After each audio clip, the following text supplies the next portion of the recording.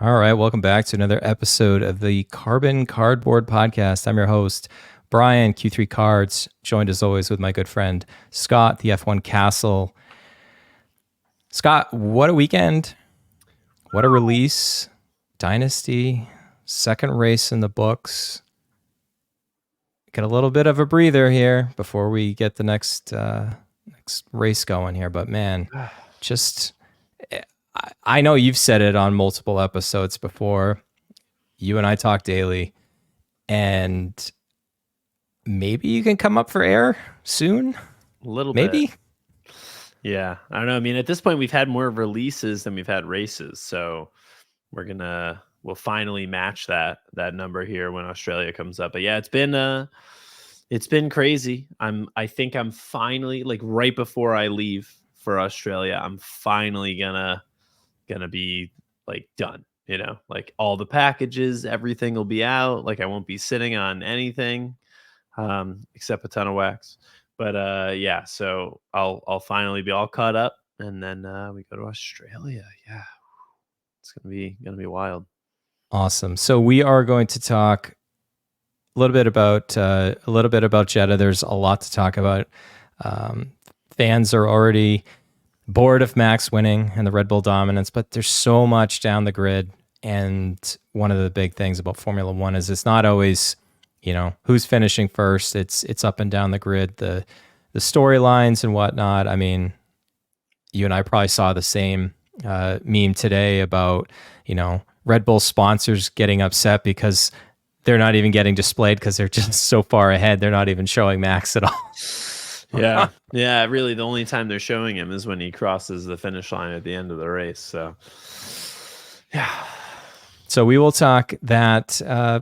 Maybe not so much. We'll probably wait to recap the Australian Grand Prix when you come back. So there will be a little bit of probably 2 weeks or so where we won't have an episode, which is, it's good. You're going to see a race with the Queen, getting to meet a lot of the F1 collectors in person, sure. Get to deliver some really big cards to some people that you don't have to worry about shipping across the world, which is great. There's maybe a Max Superfractor right above you where you're pointing at on screen. Right. So we're going to talk that, and we are going to talk first-hand experience with Dynasty, Feast or Famine. That certainly is. So we will get into that, but before we talk about Oliver Bearman and what else happened at Jeddah, you've got several mini helmets behind you, Scott. I have a bunch in storage right now. I'm waiting to get a new display behind me. Actually, I'm going to be moving my desk here, and I want to get more of those on display.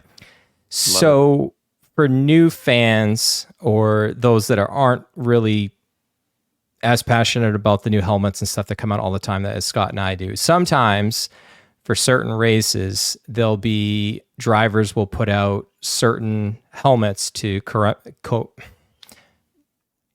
can't, it's 10:45 here Eastern time. I apparently am struggling with the English language, but special helmets for their home races. So Oscarpiastri dropped his helmet today, and chef's kiss. Just, it's so good. The Australian Outback. We got 2 photos here. I meant to grab more, but just, you've got the kangaroos, you've got the, I don't even know what kind of trees those are from the Outback. But man, this is awesome. I already have this one on pre-order. Same. Like instantly had to set. And the thing that is unfortunate about, pre-ordering this, because it's not going to come out until July, you pay up front. But I was just like, I don't want to not get this. So this was a splurge today for me. Yeah. It's funny because the Queen of the Castle here always handles all the mini helmet purchases. So when you drop this one in our group chat, the first thing I did was copied it and sent it to my wife, and I was like, "Yep, that's a good one." And we like to get mini helmets too from the races, especially that we go to. Okay. So this was a no-brainer, right? I mean, Oscarpiastri's home race, we're there. I mean, come on, he's gonna get a podium. like it's a no-brainer there to pick that one up. It also just looks so good, right? I feel like it really embodies everything around him. Like it's got the orange papaya, if you will, from McLaren that fits in, and then it's got everything from Australia, kangaroo, the tree that pays homage to the homeland, the motherland for Oscar Piastri. And yeah, it's gonna be really nice. I wish I could somehow have it there, right, and try to get him to sign it, but obviously I won't. But it'll be really nice to be there in person. Still can't believe that we're actually going to the Australian Grand Prix. Like it actually hasn't sunk in yet, and we leave in a few days. But because I haven't even packed yet. I've been busy packaging cards for everybody. I've got your case right behind me that goes out tomorrow. So yeah, it's gonna be a whirlwind. But yeah, that was a really good mini helmet. If you are an Oscar Piastri fan, I would definitely pick that one up. I'm sure it's gonna be sold out very quickly because they generally don't make too many of those. Maybe this one they'll make a little bit more since it's his home race and they know it'll have high demand. But yeah, definitely one of the coolest helmets. Like I've said before, the F1 armor set is like my favorite from 2023, and I'm actually on a mission to collect all of the mini helmets from the 2023 season because those are the ones they use there. So I need to get like a base Oscar Piastri helmet and like everybody else's helmet. I think I have like 3 of them. So I'm going to need to pick them all up because I've started picking up all the cards, but I want to have the mini helmets to go with it. So yeah. Well, hopefully you get a deal on some of those, especially now where you're a season past. I know, like I was looking at Max has his own. So each driver usually has their own website, like it's oscarpiastri.com or Max's Verstappen.com.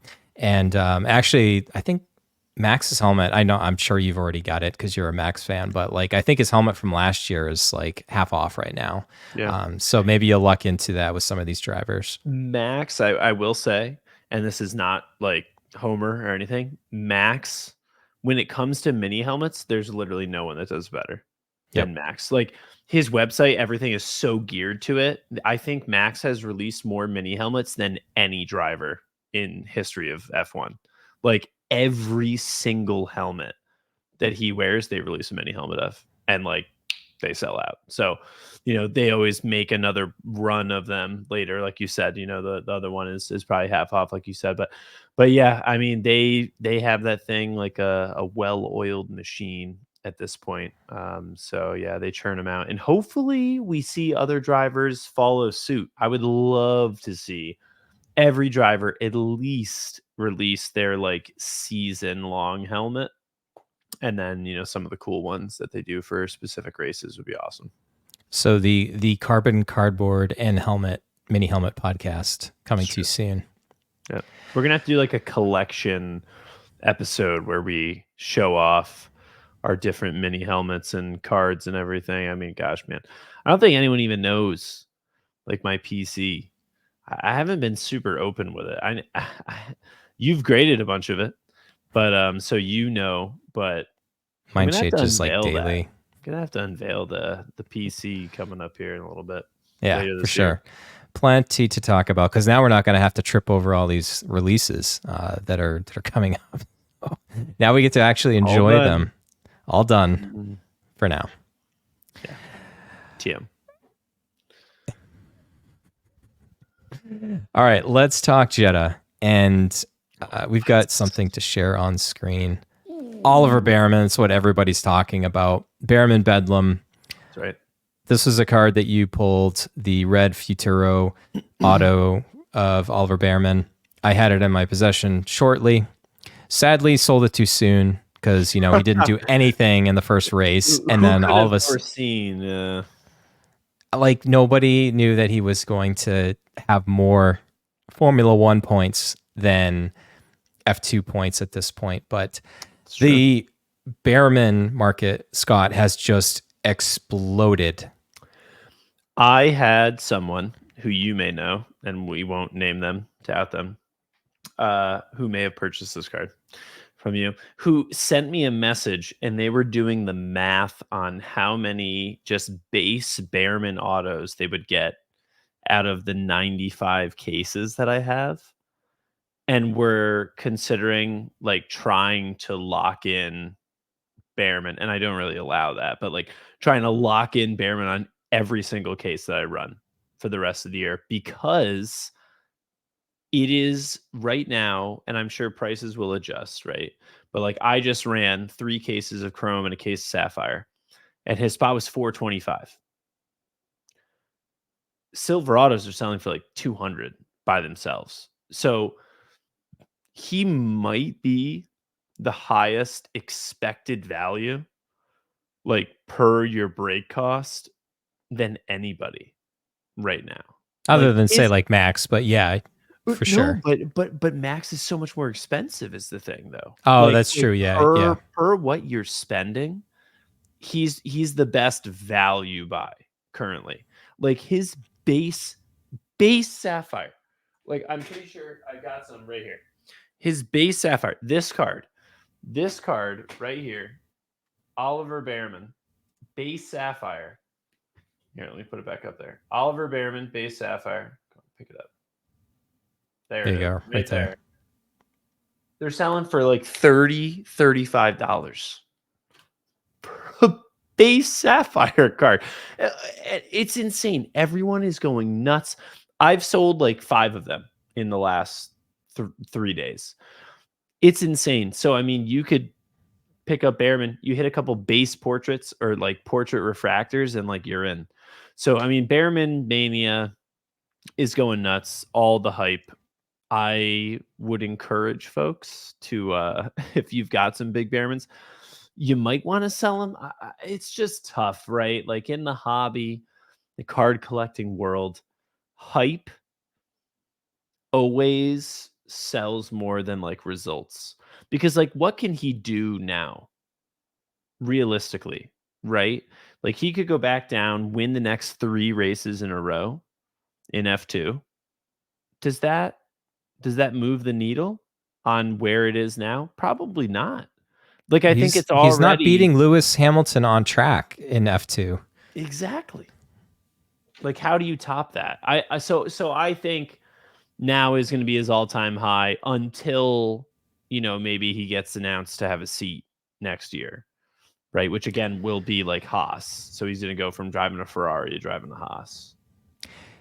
Tough. So this happened really quick. Let's just, for anybody that, I don't know anybody that would not be aware of the circumstances here, but Bearman is the reserve driver for Ferrari and Haas.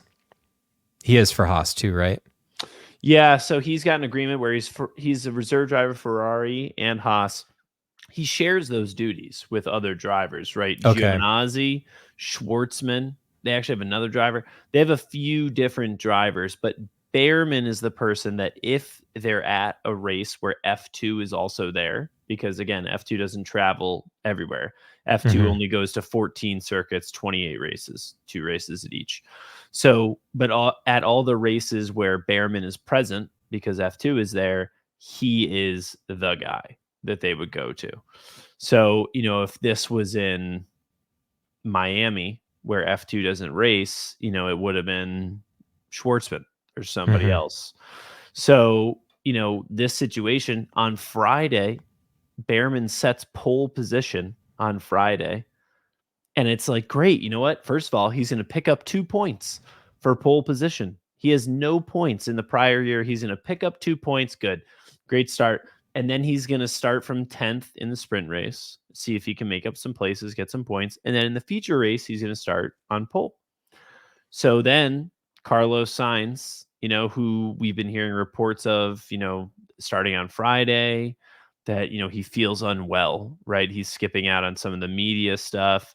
And he's a little bit off the pace and just like complaining of just not feeling well. I mean, we didn't really get specifics. And then all of a sudden, report comes out, appendicitis. He's having his appendix removed, surgery. Bearman's getting called up. And like Bearman's already set pole. So now Bearman's got to completely readjust his mindset and he's got to go into FP3 because he missed out on FP1, FP2. So he goes in on FP3 in the morning, early afternoon session. And then that night, he's got to do qualifying in a Formula One car, which also means that he doesn't get to line up on the grid. So he doesn't get the 2 points for pole because you only get the 2 points for pole in F2 if you line up on the grid. So Kushmini gets those points instead, and Bearman's still sitting there with a big donut in F2, but he gets thrust into Formula One action, misses out on Q3 just behind Lewis Hamilton, who he would maybe later be in the race, foreshadowing there, but misses out on pushing Lewis Hamilton out into Q3 by 3 hundredths, thousandths of a second. I think it was like 0.0036. Yeah. That he missed out on it by. So, I mean, phenomenal job just even on coming in qualifying, because qualifying is, listen, especially in a track like Jeddah. I mean, we all saw 2021 Max, the lap of dreams until he put it in the wall. So it's a track that comes at you. The walls come at you quick, and he's driving a car that he goes from his pole position time was like a 143, 142. All of a sudden, you're putting in laps that are like 130, 131. Like 13 seconds, 12 seconds is a big difference. So, yeah, I mean, kudos to Bearman. Did an amazing job. Obviously, the entire F1 community, not even just cards, but in general, the plaudits have just been coming out. I mean, praise has been heaped upon him. Charles Leclerc, who ended up getting a podium in the race, the first thing he said when he got out of the car and was interviewed was how good Bearman was. So, yeah, it's been awesome, and he's obviously the biggest story from the race because no one cares that Max won. McLaren did good. I mean, there's a whole lot of other sublines here. Piastri was fourth, but I mean, everyone's talking Bearman. So unfortunately, the hype may not be higher the remainder of this year than it is right now. So we will talk, and we did mention in either in our first episode or many times that we've mentioned before too, the on-track results will have an impact on the card market, on break 100%. Prices and stuff. So for sure, now would be certainly a good time. I personally am not a huge F2 collector. Like, I do realize that it's kind of like a Bowman. It's like their first appearance type thing. But for example, like I know there's people out there that have been collecting Oscarpiastri since 2021 and have completely loaded up on him. But for me, the first draw for me was to see him in his rookie race suit, which would be McLaren. To me, that's more of what I would like to collect because that's how I view him. I know you watch everything. You watch F2. You're doing breakdowns now on your socials and everything. But this last one, yeah. So, but yeah, 2 races in the books. Some interesting results. Red Bull's fast. Breaking news. But I still think, yeah, I know. There's still going to be plenty of things that we'll be able to, to talk about here. But man, just the long term, we'll spend a little bit more time here on Bearman, but just between, it's hard to see what Lewis Hamilton is doing in the Mercedes because it's not the Ferrari. The Ferrari, I feel like, is going to be far better than the Mercedes this year. Now, Mercedes does develop their car well in the second half, so what they're doing now is not what they're going to do at the end of the year. But I mean, if you're Ferrari at this point, Sainz in the first race was very strong. You've got Oliver Bearman here, who just put in a stellar performance. I think had Sainz been in this race, I mean, he would have been in contention for a podium as well. Like we talked about 2 episodes ago, is extremely underrated and was still one of the most talented drivers on the grid. So I think Bearman did exactly what he needed to. He's the youngest British driver to ever race. He's now has the claim to be the most recent British driver to be in a Ferrari before Lewis Hamilton now. So there's a lot of things going through him. He's 18 years old. I mean, it's crazy. It's so young. So young. I know. I mean, we haven't really seen that since like Max at 17 coming in. I mean, it just doesn't happen that often. I mean, Formula One, you were talking about doing prospecting, Formula Two. I mean, one of the things that's so tricky is there's so few seats. There's so few seats, So, like, even if you look at Bearman's trajectory from here, it's Haas, right? Because, say he goes back to Formula Two, wins out. If he could have the most amazing season of all time, wins every single race the rest of the way, and he's going to Haas, because Lewis Hamilton and Charles Leclerc are in Ferrari, so he's not going to go into a podium contention seat. He's going to be battling for a point here or there, like Nico Hülkenberg and Kevin Magnussen. So, it's just tough. It's tough to see where his market goes from here. I think it'd be awesome once he gets in and you look forward, because again, 2024 product, even if he gets a seat next year, 2024 product, he won't be in it besides his F2 second year card. And then in 2025, then he'll be in it as a Haas driver, and then he'll have the driver of the day. He'll have the Ferrari suit driver of the day. So curious, where do you fall? And of course, it's going to be picture reliant. But say they get a really nice picture of him in his Ferrari suit, driver of the day in Jeddah. Does that card sell for more than his Haas suit portrait? Great question. I don't think so. Right. Well, the other thing too is like, I know like, we've got people in the community like B-Marts that's calling Topps out for the horrendous cards that they gave us for Sebastian Vettel this year in this year's product for the driver of the day cards that he got. Just car pictures, like totally mailing it in. So it could very easily, they give us something similar for this. And one thing that we'll probably talk about at a future date, and it seems like we haven't gotten anything official about this because, well, we haven't seen any cards yet for it, but it doesn't look like Topps is doing the Topps Now products anymore. So I know a lot of people were potentially counting on getting an Oliver Bearman Ferrari card Topps Now.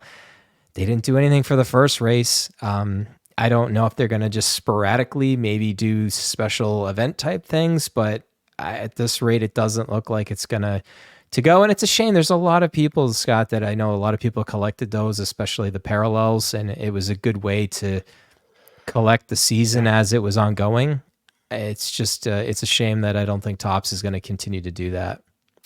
No, it is a shame, but I will say, I think the writing was on the wall a little bit for that, because if you go back and you look at 2021, 2022, 2023, and you look at the print runs, it was just a steady decline. So, I mean, whether collectors just weren't all that impressed with the cards themselves or the images, or they were over chasing the parallels, I don't know what it was, but the print runs have decreased. And at that point, then Topps is kind of making a business decision like, hey, is it worth doing this if not enough people are buying them? I mean, there were some print runs that were in like the 200s, right? And if you're going to have an out of 99 parallel and then an out of whatever 49 and an out of 10, 25, whatever it is, then you're going to end up having like 50 base cards. So yeah, I don't know. We'll have to see if hopefully they come out with some, but yeah, right now it's not looking too good. All right, let's end the show talking Dynasty. So right now, as of the date we're recording, this is March 12th. So on March 8th, you were able to break this product live on Fanatics Live and opened quite a bit. And just like our episode title here says, it's feast or famine. You knew it was going to be like that. A reduced driver checklist. There's team principals in there. There's no F2, but there's 5 cards in a case, and one card in a box, and it's going to be tough. So we'll talk about like the highs and lows of opening that. I'll probably save my story for another time, just because I don't want to relive it quite yet. But let's look at some of the cards. So we do have some of these up on screen. So these were some of the cards that you pulled on stream. There might not really be in any particular order, but let me start with this, Scott. So I know that we speculated about what the design was going to be in the last episode. I've actually yet to hold one of these in hand. Obviously, you held quite a few of these. Yep. Do you feel any different now than you did prior to, or I guess now that you've seen quite a bit, like what's just your general overview of the new product? So on the whole, I'm a fan. I like it's very different from any other year. The way that they've utilized the background of the card, right? So now the background of the card is more so like the team colors, and it's like a like a Van Gogh. Like it's just it's like an art form almost in the background. In terms of the different array of colors from the team. So on the screen, we have Fernando Alonso out of 2 flag patch, amazing card.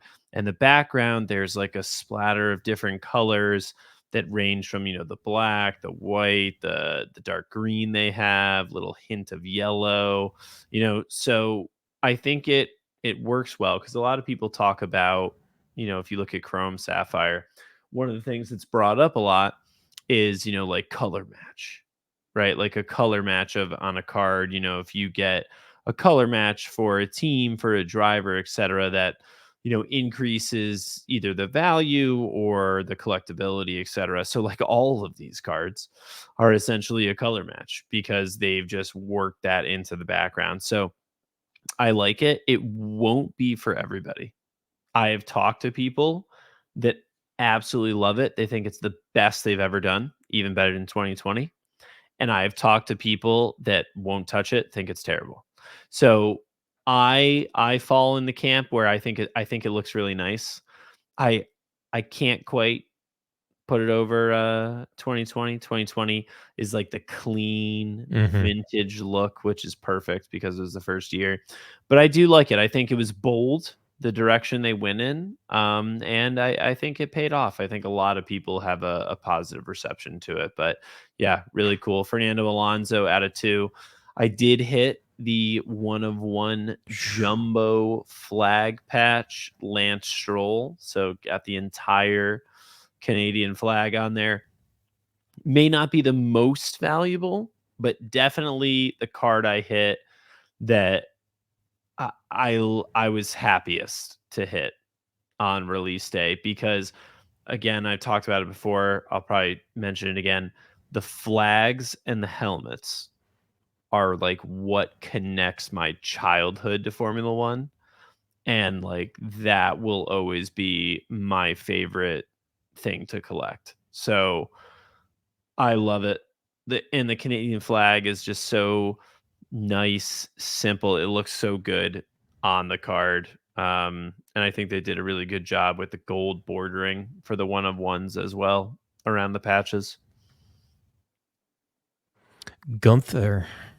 That's right. We hit a little 1-of-1 Gunther Steiner single flag patch. Has the MoneyGram Haas F1 team patch on there. Absolutely beautiful. Hit that one for DJ Leo again. You got the background with the red, black, white, gray, different Haas colors. So that one's a beauty. So the one question I have for you, that Scott, like it seemed like once you did the little bit of the peak mojo and you could see,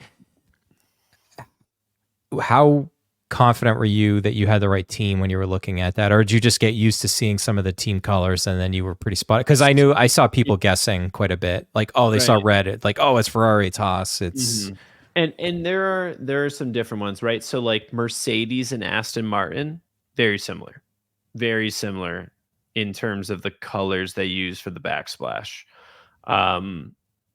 Haas and Alfa Romeo Stake F1 team, very similar. Like almost the exact same.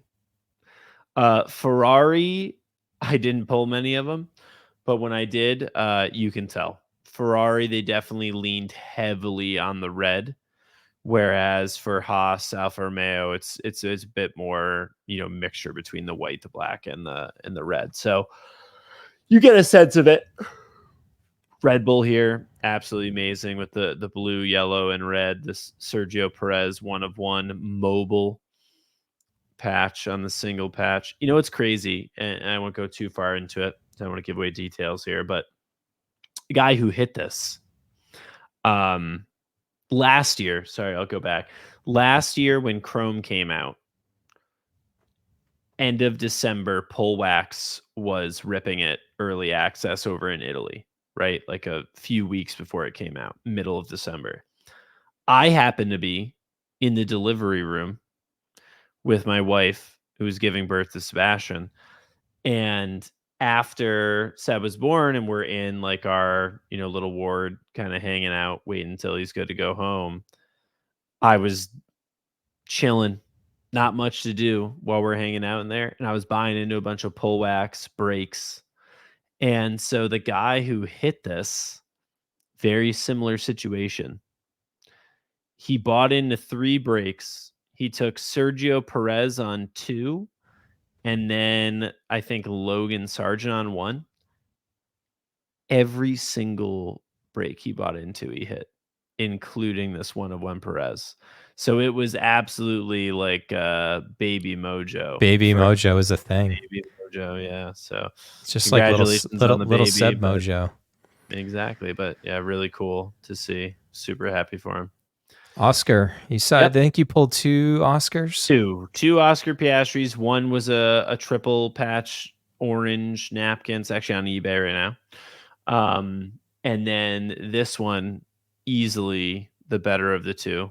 Single patch Richard Mill patch on there, man. And his pose really nice with the helmet. You got the rookie card flag stamp on there.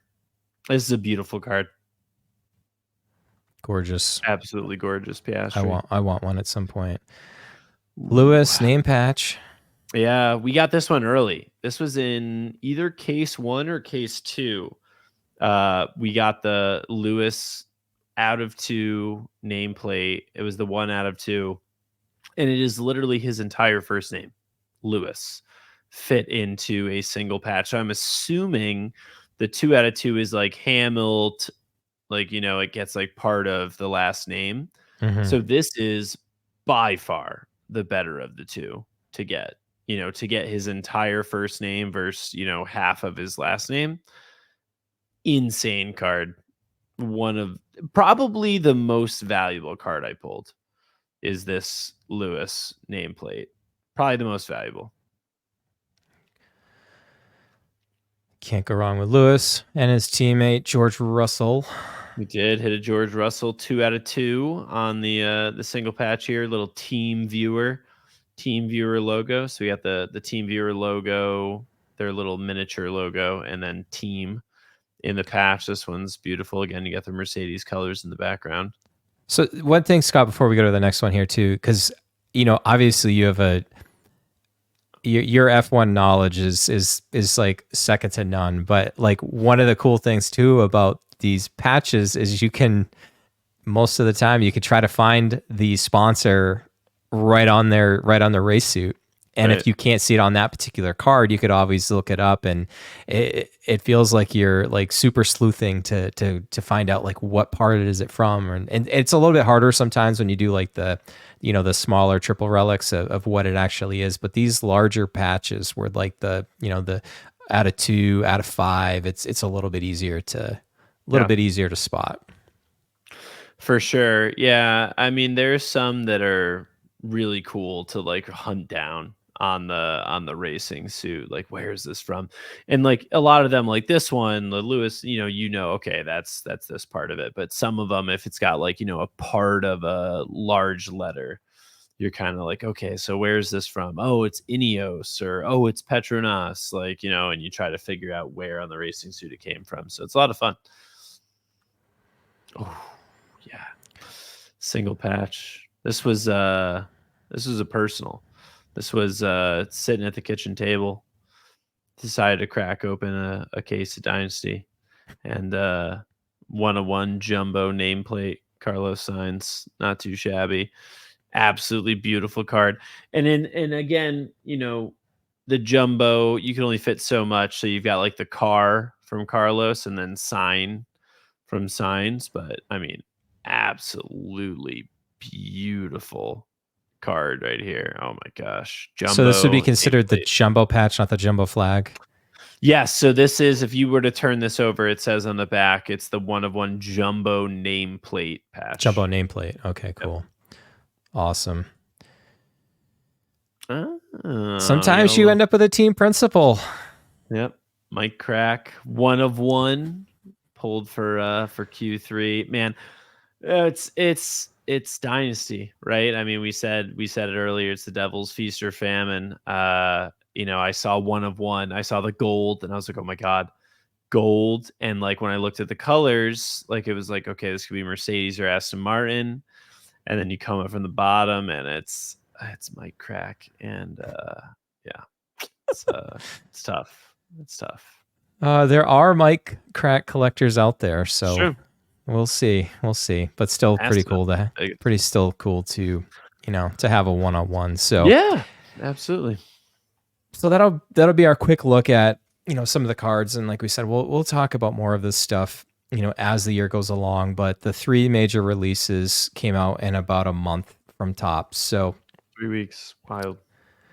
Hopefully, maybe they'll consider spacing that out a little bit, just because, like you said, a lot of collectors got burnt out. Hopefully, people are able to, pad their pockets a little bit more, take another stab here at a little bit. A lot of singles will start to be hitting the market. That's going to be the time to collect the teams and the drivers and whatever that you want to see out there. But it's been fun. It's It's been a whirlwind. It's going to be nice to just kind of enjoy the products now, enjoy the races. It's been a lot of fun so far. So unfortunately, we are going to have to take a little bit of a hiatus here, just because you're going on vacation and I'm not going to make you podcast, and I'm certainly not going to do this without you, because I'm just the wingman. Who knows? Like we'll on the record we'll say no podcast, but I mean, we'll see. We'll see what my setup is like. I can throw my phone on. You never know. Maybe we'll get a live 2020 Sapphire rip, because I am bringing 2020 Sapphire to Australia. We're gonna be doing we're doing a case out there, so should be a lot of fun. You do have a couple things on your Instagram page, right. So you will be able to participate in a Sapphire break from across the world. You will get your cards eventually. It's going to be a lot of fun for a lot of those collectors that, all the way across the world, where it's a completely different day most of the time when you're breaking, to be able to meet some of those individuals in person. This sport is awesome. It's a worldwide sport. There's so many, there's so many different people you can meet in the fandom with the cards and even the races. In a prior podcast, like, that's how you met some of these other people now that, are considered friends. And it's so cool. It's definitely about the collecting and the community, than it is about, I think when this product first came out, it was hell or high water. Let's make as much profit as possible. Let's flip. I think what's left is the collectors. And that's what we're here to, those are the people we're here to help. For sure. Yeah. I think the landscape has changed from, when 2020 came out back in, spring of 2021. I mean, we're here. Wow. It's literally 3 years later. Like Formula One products have been out now for 3 years. We've gone through 4 releases, but it's been 3 years, right? So it's been a wild ride. But I can't wait. We're going to Australia. The Queen is coming. we're meeting up with Cardboard Hitters, F1 Ben, a bunch of other people as well that we're gonna see, at the racetrack and probably outside of the racetrack as well. So it'll be a lot of fun. I'm super excited. One of the reasons I love Formula One is that it's global. It brings people from all over the world together, and the card hobby does a lot of that too. So really looking forward to meeting a lot of the people that I've talked with, over the past few years, putting a face to the name, so to speak, and hanging out, having a good time. We're trying to find go-karting out there. It's really just going to be, I think we found a location. We found a go-karting place. Just a matter of like timing and like getting it in, but we're going to see if we can make it happen. So yeah, really looking forward to it. That sounds awesome. Looking forward to hearing about your trip, and we'll be here eventually back talking Formula One. So, this is our 4th or 5th episode of doing this, on YouTube, Apple Podcasts, all those other things. So thank you for everybody tuning in so far. We really appreciate it. Hopefully we can continue to, expand the audience here. And we're obviously both very passionate about this. We're not going anywhere, and we're hopefully going to continue to grow and help new collectors and veteran collectors alike really enjoy this sport and this hobby. Yeah, no, I'm really actually, it's been a lot of kind of all the new releases coming out and stuff, but I'm really looking forward to some of the shorter form and some of the other, podcast things that we have planned, talking about specific niche products, cards, etc., that we're going to review over the coming months. So really looking forward to it. I can't wait to talk about the 2020 IVs, the image variations, short prints. That's right. That's going to be an epic episode. We've already got that one planned at some point here. So, all right, we are running long, over 40 minutes here. We'll let Scott go so he can get ready for his trip to Australia. So, my friend, bring us home. All right, guys. Well, as always, collect your cardboard and keep it carbon.